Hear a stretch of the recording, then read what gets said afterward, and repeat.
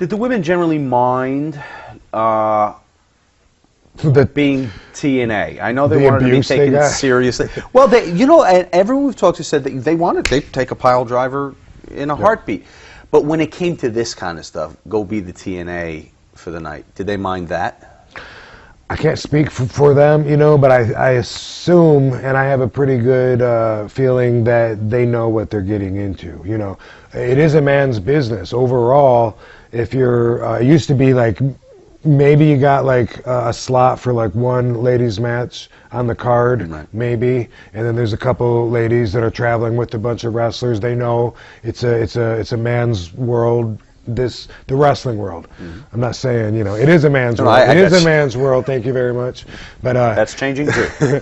but so I think they totally know. And with ECW, on top of the physicality, they know because they've seen other women getting abused by the fans. They know when they go out there, the crowd's going to say, she's got herpes or she's a crack whore.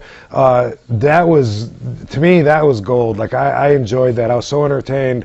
The crowd was the best with all of us. They put the pressure and the standards on me, by the way, because the worst thing in the world for me would be to jump up there in a single bound for the frog splash and my foot slip up and then get you fucked up. You fucked up. As a performer, the perfectionist inside of me, just use that as the gauge. Like, you don't want that. You do not want to hear that. It's if you did, something happens in the match, and it's fucked. You fucked up, and oh no, here it comes. I just want to bury my face in the mat, like, oh no. Put me back in bed. Well, the thing is, you eventually learn not to fuck up.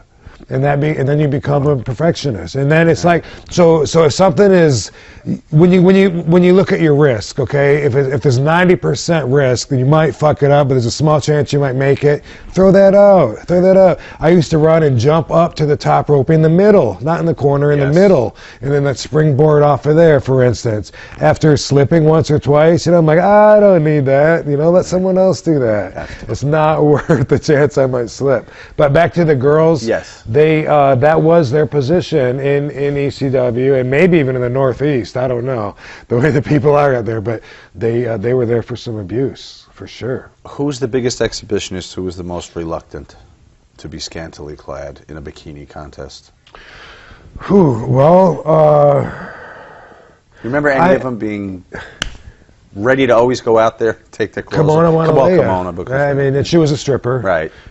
And had an incredible body, right? And as everyone knows, when we needed a little bit of time to kill, when the ring was being fixed, it was like, throw Kimona up there and have her do a striptease, entertain the crowd, So she was definitely ready to go. I don't remember anybody being like a prude, and I can't imagine that they could be. Right. There's might be some women that we don't necessarily want to see take their clothes off. Maybe.